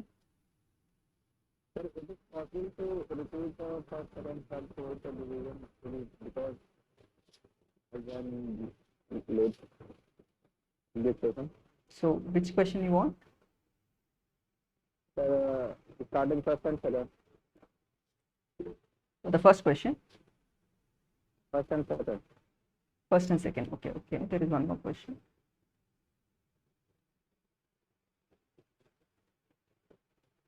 Okay, okay, one other question. So someone has raised a hand. But there is some question in the chat box as well. So V3 equals to V1 plus V2 or is to V2, it doesn't matter, right? So whichever way, if you are able to find some constant coefficients, as long as the coefficients are not 0, then they are linearly dependent. The question asks you to just say whether they are linearly dependent or not. So if you are able to come up with some coefficients and see if they are matching, then it's fine. They are linearly dependent.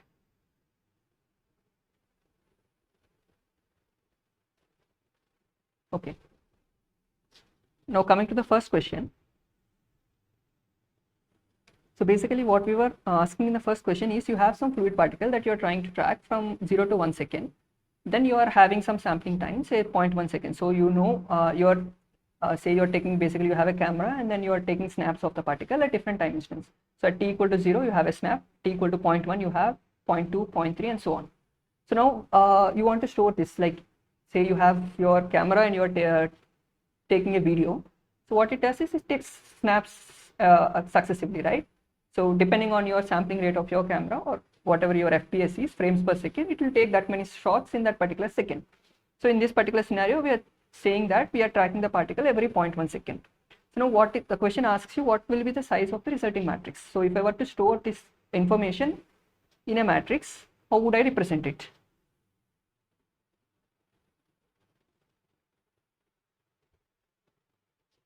So basically these are the positions at t equal to 0, at t equal to 0.1 you have at a different position, say 1, 1, 1, and t equal to 0.2 you have 2, 2, 2 and so on, and then you are keeping it this every 0.1 second, so 0, 0.1, 0.1, so on till 0.9. So how many elements will you be having here? If you just count the number of elements, so 1, 2, 3 and so on, it will be 10 elements. Right? Yes. So you have 3 columns and then you are having 10 rows. So the size of resulting matrix is going to be 10 by 3. Yes. So that is the first part of the question. The second part asks you to find the velocity. So to get velocity, it's basically you just take difference between the successive rows and then divide by your time sampling rate, that is your delta t. So initial velocity is given to be 0, 0, 0. So at next frame, I'm just using forward difference. So you just take x1 minus x0 by delta t, y1 minus y0 by delta t, z1 minus z0 by delta t. Similarly, for the next time instant, it will be x2 minus x1, y2 minus y1, and z2 minus z1. That will give you the values of your velocity. What we are saying, like what I have been discussing here, is you can represent this using matrix notation. So basically, you can write your velocity vector as at a times x, where a is some transformation. Like I want to represent it using some matrix multiplication. So the question now is, how will I get this matrix A? So if you just multiply both of them on the RHS with x inverse, then x times x inverse is going to be identity matrix. So then A is given by u times x inverse. This is possible only if you have a square matrix. If it is not a square matrix, that's something that we'll discuss later. But for this particular problem, say you have a square matrix, then all you have to do is calculate u times x inverse.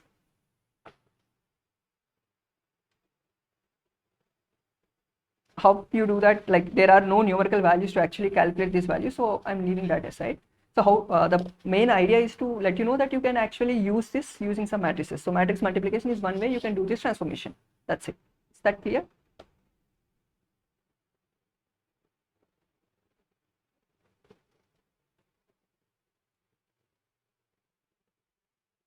The last one t equal to 1.1 second. Yeah, at t equal to 1.1 second. So you know the position at t equal to 1 second, right? So to get the value at t equal to 1.1, all you do is you add, it's like your normal vector 1. X is a vector at t plus 1. At t equal to 1, you know the vector, you know the velocity at t equal to 1 times delta t. So this is a vector of dimension, say 3 by 1. At t equal to 1 is going to be 3 by 1.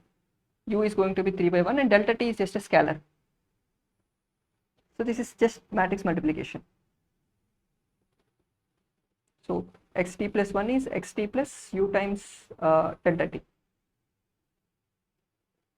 right? There are no numerical values here, just the method. So you can use matrix multiplication solutions and do these things.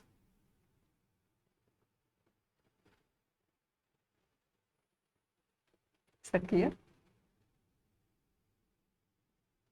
Yeah, I hope it is clear. Yes, sir. Yeah. Now coming to the next question. Yeah, coming to the next question. So basically the question tells you that you have some, say, IPL match or something, and then each batsman you need to store some values. What we are saying is each row we are storing the particular score the batsman has in that particular match. So each one of these rows correspond to different matches, different matches. So this is match 1, 2, 3, 4, 5. Similarly, there is another batsman B who has a different scores on the same matches. So what we want to do is identify which of these batsmen is best. So when you have this entire vector, I need to come up with one number that will tell me which one of them is better than the other. One way directly is just norms. L1, L2, L infinity is norms. Yes, L1, L2 and L infinity are the norms. AB is the vector. Sorry? AB is the A and B are vectors. Yes. Vectors. A and B are two vectors, and you are calculating the norms of those vectors.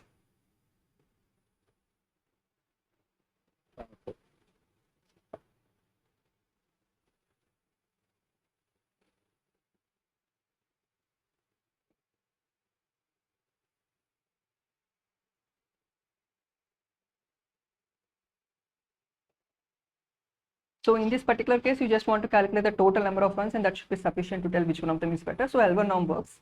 Even if you calculate L2 norm, whoever is a greater one is likely to have more number of runs, so he's going to win. L infinity is just that you know the maximum score. But ideally, you would also want to know how many centuries and up and those things as well. So how do you implement them is up to you. So you need to come up with a different metric to actually decide which one of them is better.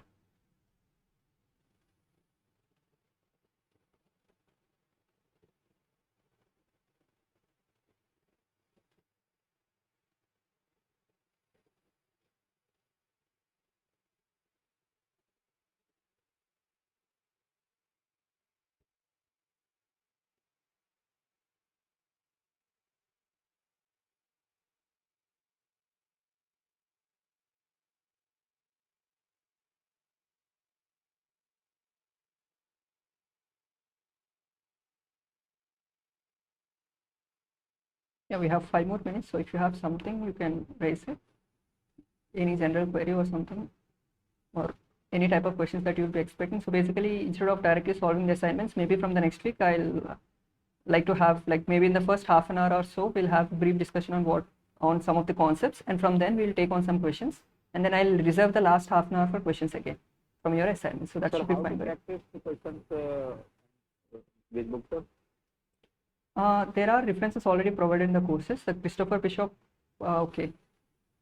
Right now, Christopher Bishop should be fine, and then once the neural network starts, you have another book, Goodfellow. Like, the references are already provided. I'll just give you the link of it. Reference.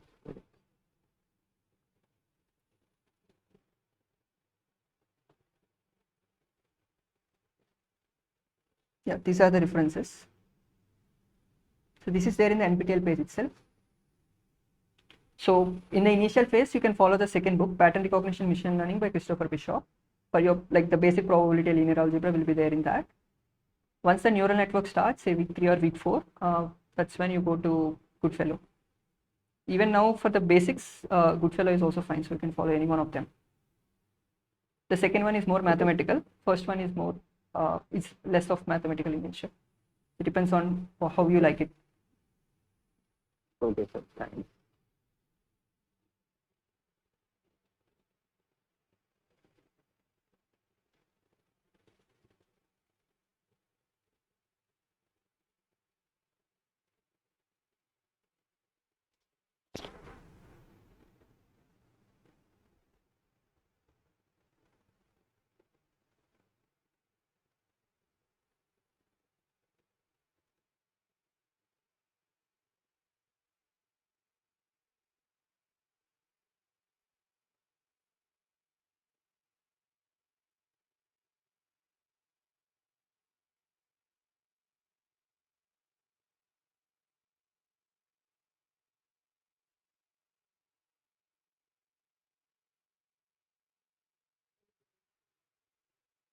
Sorry, are you saying something?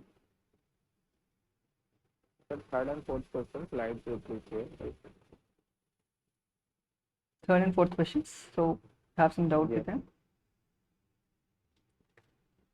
So the third question basically is like, you have a bag with different balls, and each one of the ball can have different colors. One of these 3 colors, or it can also have one of these 3 sizes. The main idea here is how would you represent these bags? So my objective is to say that if 2 bags are equal, only when the number of balls are equal in both the bags is one way of seeing. The first part asks you, like, 2 bags are identical only when size and color, the count of the number of balls of the same size and color match exactly. So maybe you can think of a different example. Like, say you have the first bag with say 2 red balls of small size, and second bag also has 2 red balls but of medium size. Both of them are different.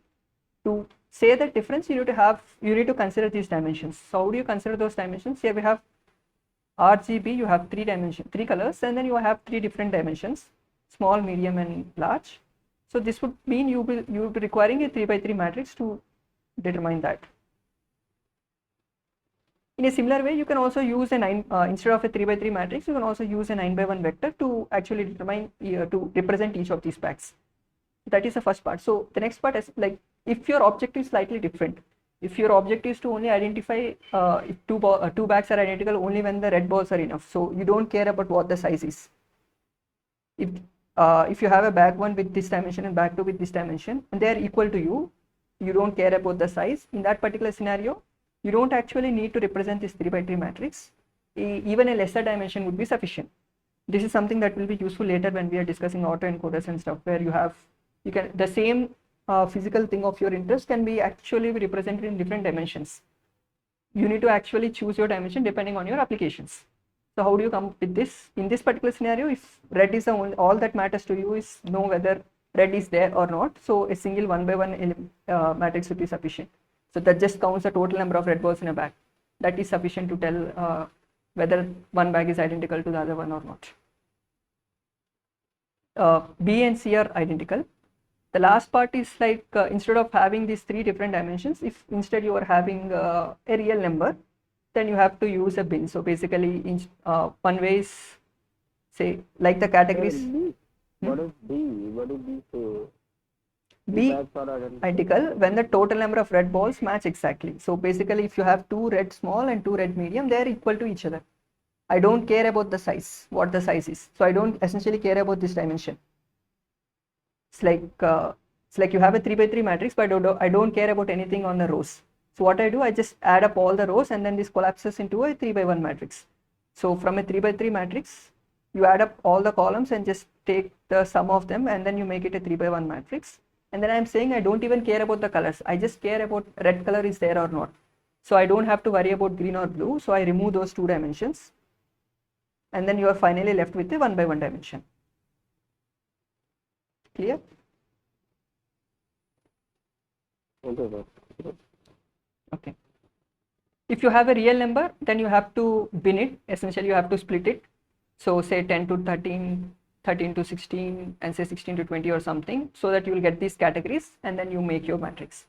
What should be the bin size, how many bins I should take is something that will change from problem to problem, change from your data. That's something that we cannot comment right now. It depends on your application. The last question is again straightforward. So we have two vectors. The first part of it asks you to calculate L1, L2 and L1 norms. The second one instead tells you you have different weightages. So you have to do a dot product between these weightages and then you get, multiply that weightage with this to get your total score. So it only tells you how to do the dot product that you already know. The third part is where instead of doing a dot product, you are having different interviews with different weightages. So it's going to be a matrix multiplication. So like instead of one dot product, now you are doing three different ones, and then you will be getting three different values. So each interview you'll do a dot product, and then you collect all those values and put it in a new matrix. That is the third part. The last part is ask you if you can get the same. It's basically trying to find the solution Ax equal to x. How do you do that? Is just a minus lambda equal to 0. So you have this formulation. And if you calculate the determinant of this particular coefficient, if that determinant is equal to 0, then you will have a non-trivial solution. If it is a non-zero, if it is a non-singular matrix, if it is singular matrix, then you have a non-trivial solution. If determinant is not equal to 0, which means x should be 0, and then in that case you will have a trivial solution 0, 0, 0. In this particular case, we calculated the determinant and it turned out to be not equal to 0. So the only solution that we are left with is a trivial one, 0, 0, 0. So that's clear, right? Yeah, actually we are already running out of time. Third of three, range of this dimension is very how to find 10 to 20 this third C.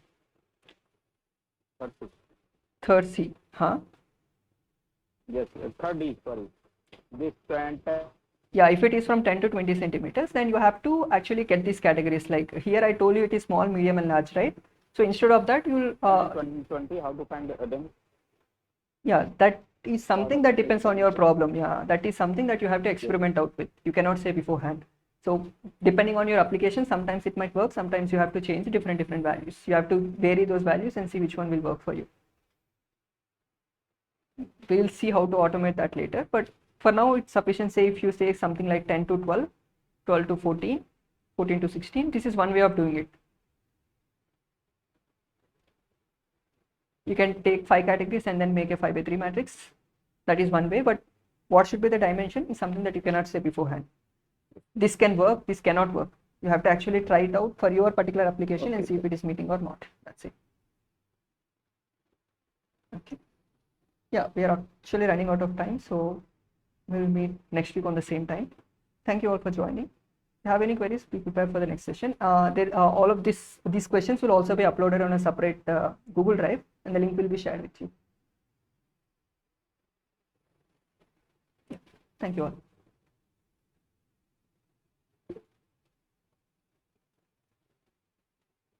Thank you, sir. Okay. Thank you.